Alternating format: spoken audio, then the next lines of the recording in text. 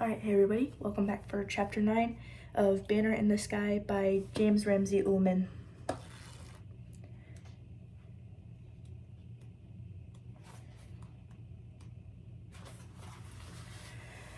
Alright, Chapter 9, The Challenge. Franz Lerner that day had taken a novice client for a practice climb on the Felsberg.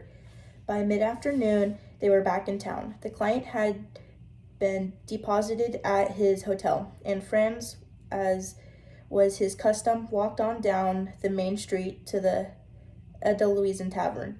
The Edelweissen was the favorite resort of the guides of Kurtull. Indeed, it was almost a club, for few visitors came there, and no wives, and a man could enjoy his beer and pipe quietly in the company of his own kind. On this particular afternoon, there were perhaps a dozen men there. Some had not climbed that day, others, like Franz, had returned early from short excursions. At one of the tables was a group of older men. Andreas Krickel, the Toglich brothers, John Feininger, Hans Andermass.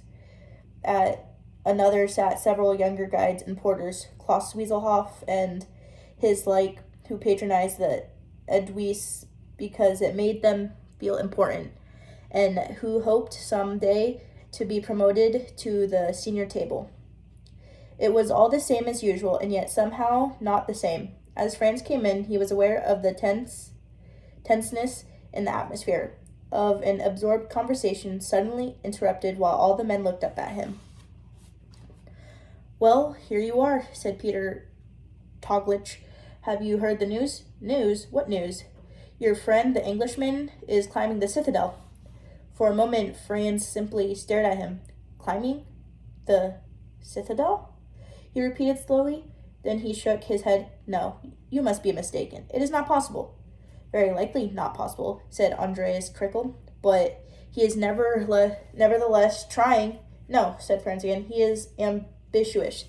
Captain Winter, about the citadel, he is perhaps a little crazy, but not so crazy that he would try it alone." "He is not alone." "What, you mean he is with a guide?" "What guide?" "He is with Emil Saxo." "Saxo, of Brawley?" Franz looked from one to another of his fellow guides. "How do you know?" he demanded. "Who told you this?" "Hans here told us." Krickel nodded at Andermass. "Hans? He was in Brawley today," said Andermass. "I had to go there on a matter of business." But no one would talk business. All they would talk about was this Captain Winter and Saxo, and how they left yesterday to go up to the citadel. There was a silence. All eyes were fixed on Franz. Franz ordered a beer, sat down at the senior table, and filled and lighted his pipe.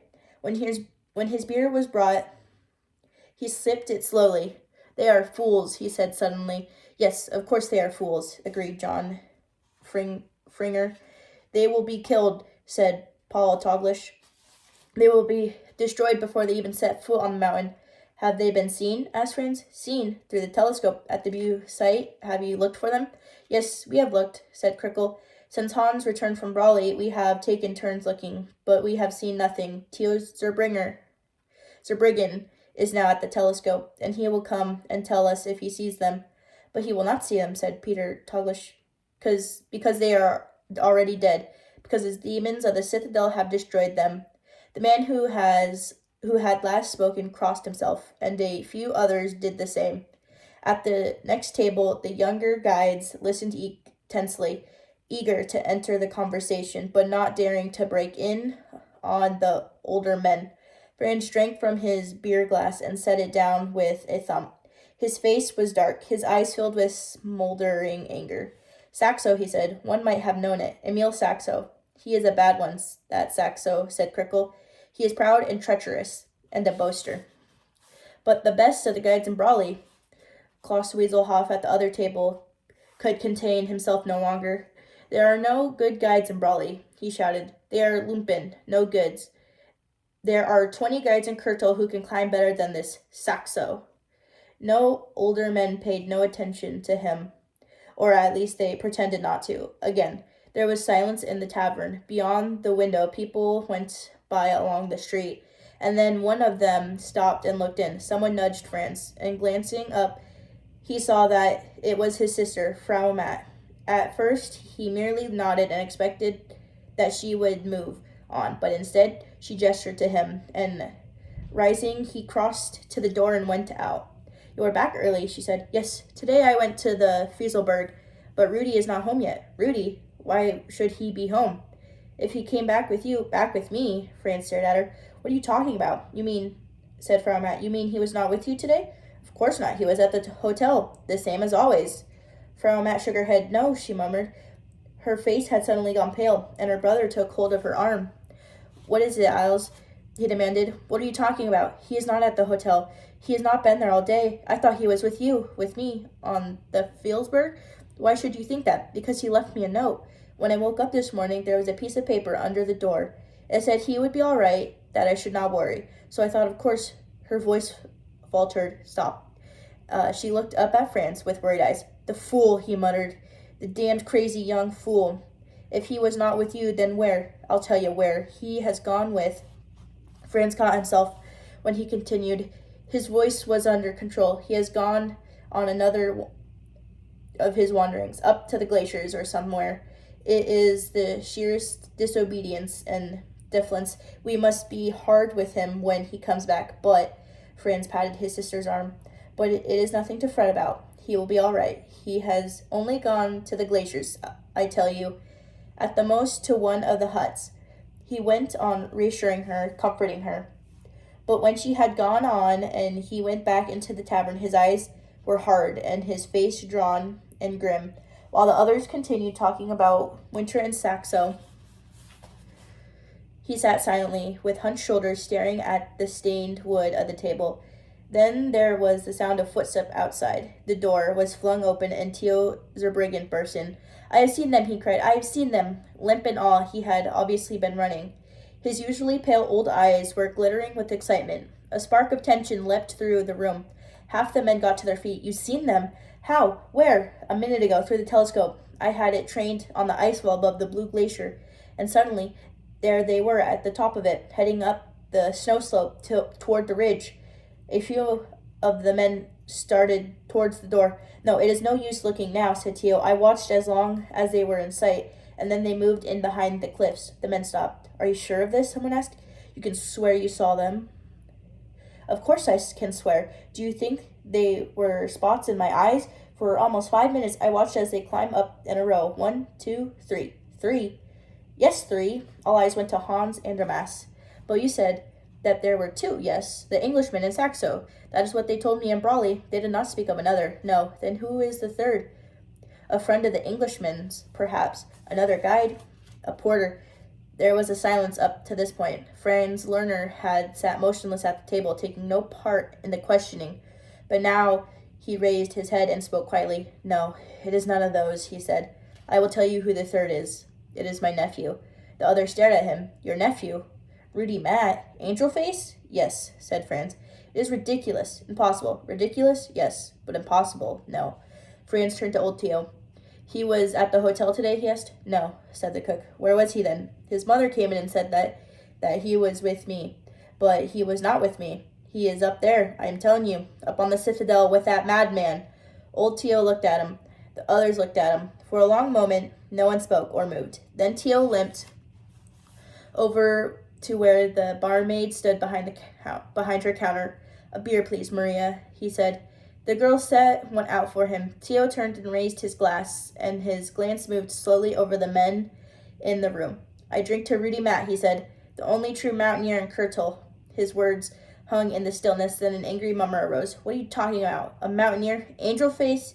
He is a crazy boy, that is all. Franz Lerner stepped forward. A wild fool of a boy who must be taught his place. I think perhaps, said Theo, that he knows his place better than you do. Watch what you say, old man.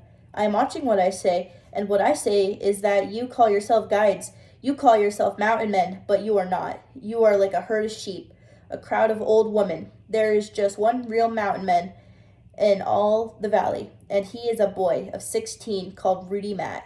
Franz glared at him. The others glared too. Every man in the room was on his feet, facing the angry little cripple who was mocking and defying them. You call him crazy, said Tio. You call him a fool. But do you know what I call him? I call him the son of his father. Yes, I have seen it. I know. He has the blood of his father, the spirit and courage of his father. And he is the only one in Kurtul, man or boy, who deserves to wear the badge of an Alpine guide. A dozen voices tried to break in on him, but he went on relentlessly. You are the great mountaineers. Yes, of course. Each day you go out and climb peaks that have been climbed 100 times before, that a mule could climb, or an old grandmother. And then you come back and drink your beer and tell yourselves how good you are. Well, maybe now you will find out you are not so good. While you sit and swill your beer, 3 climbers are on the citadel, an Englishman, a man from Brawley, and from Kurtul. What? A man? No, a boy. A 16-year-old boy, who alone among you is not afraid. Who's afraid? The voice was Klaus Wisselhoff. Old Tio wheeled on him. You are, you lout. He surveyed the others. You all are. Since Joseph Matt died 15 years ago, not one of you has dared set foot on the citadel. It is too high, you say, too dangerous. It is impossible. All right, sit here in the Edelweiss, swill your beer, and see how you feel when the impossible summit is climbed by others, when the world no longer knows the citadel of the mountain of Kurtul, but as the mountain of Brawley, of Emil Saxo. Again, he raised his glass and looked around the room. Come, gentlemen, he said, let us drink to the success and fame of the great guide of Brawley, Emil Saxo. No one spoke. No one moved. And then, at last, one man moved. Franz Lerner came slowly forward, stood beside old Tio, and faced the others. You have heard what Zurbriggen has said, he told them quietly, and there are not many men who can speak as he has without our raising our hands against him. I will tell you this. I am not a coward. No guide of Kurtul is a coward, but neither are we fools who wish to throw our lives away. In years past, many men have died on the citadel. Joseph Matt, who is one of the greatest among us, died on the citadel. It has never been climbed, and I do not believe it ever will be. Neither by us nor anyone else. Especially not by Emil Saxo, put in one of the guides. No, never by Saxo, said another. The show-off, the big mouth, the boaster of Brawley. Tomorrow morning, Franz continued, I shall start off for the citadel. There is no use starting now, for one cannot get up the glacier in the darkness. I shall go on until I find the 3 who are up there. They will not have got far, I promise you that. And when I do, I shall bring down my nephew. I shall talk to Captain Winter out of his foolishness. And Saxo? Yes, what about Saxo? We'll show him. We'll put him down. Yes, we'll go with you. We'll put him down together. Together, the guides of Kurtul? Suddenly, everyone in the room was talking at once. The voices grew louder. Fists thumped on the table. Very well, said Franz. The more the better. Those who are coming, be in the square at 5 a.m. I'll be there, said Andreas Krickel. And I, said Paul Toglich. I too, his brother added. And I, said Klaus Wieselhoff. 1, 2, 3, 4, Franz counted. With myself, 5. 6, said another voice. All eyes went to old Tio, who had been standing to the side, unnoticed and forgotten. Do not worry. I will not hold you back, he said. His pale eyes, which a few minutes before had been filled with anger, now seemed almost to be smiling. It is my day off from the hotel, you see, and this is something I think that I would not like to miss. And that is the end of chapter 9. I hope you enjoyed. Goodbye, everybody.